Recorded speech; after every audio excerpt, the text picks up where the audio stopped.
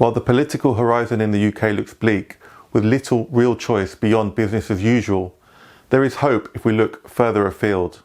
In Latin America, 2021 saw presidential election victories for progressive candidates in Peru, Honduras and Chile. This has come on top of a wave of recent advances in the region that have reinvigorated those fighting for a better world internationally. Latin America is showing us that the right can be defeated and is providing us with much needed hope and inspiration. In Bolivia, a November 2019 US and UK-backed coup that overthrew left-wing President Evo Morales was overturned in less than a year. Relentless grassroots mobilizations against the coup were key to its eventual defeat. People hit the streets even in the face of brutal repression by the security forces of the far-right Jeanine Áñez coup regime that ousted Morales. Áñez was forced to offer new elections, and Luis Arce, a key minister for most of Morales' presidency, won a landslide victory and became president in November 2020. Bolivia is now making great strides to recover from the economic and social devastation caused by the coup regime. In the UK, it's only the non-stop protesting and campaigning by the Kill the Bill movement over the last 10 months that has seen some of the worst aspects of the draconian police bill put on hold for now. Whether it's in Bolivia or the UK, people protesting on the streets can make a massive difference to overcoming the forces of reaction.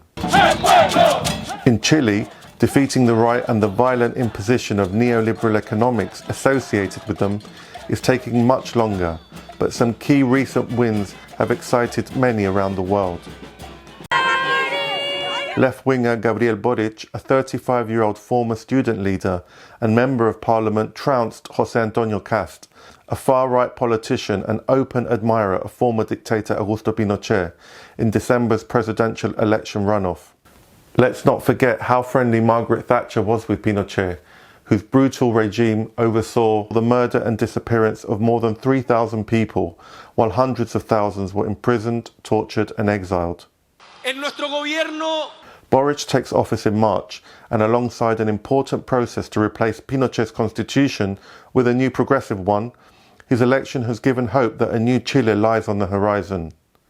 It was mass street protests that began in late 2019 that provided the spark that has energized those fighting the right in the country. Neoliberalism was born in Chile and it will die in Chile has been a rallying cry of protesters. Mass street protests against repressive right-wing governments in Brazil and Colombia could also mean that the left in these countries win crucial presidential elections set for later this year. These victories would be a massive blow to the US, which continues to support coups against the left and prop up blood-soaked right-wing governments in the region. The UK plays a similar, if less influential role. So if we want to help progressive governments in Latin America, we should do everything we can to hold our own government to account for their support of right-wing forces and anti-democratic practices in the region. While Latin American countries have very different histories and circumstances to the UK, the biggest thing we can learn from the victory of people's movements there is not to give up and to keep fighting. Popular protests and uprisings have proven to be key in weakening the right and contributing to their defeat at the ballot box. Of course, Washington won't give up in trying to make sure that a politics for the many doesn't take hold in Latin America. But if people there can resist and fight in the face of brutal repression and then win, this should give us the courage and inspiration to do the same here. As Chile's left-wing poet Pablo Neruda, who died in mysterious circumstances shortly after the September 11, 1973 coup, once wrote, "You can cut all the flowers, but you cannot keep spring from coming."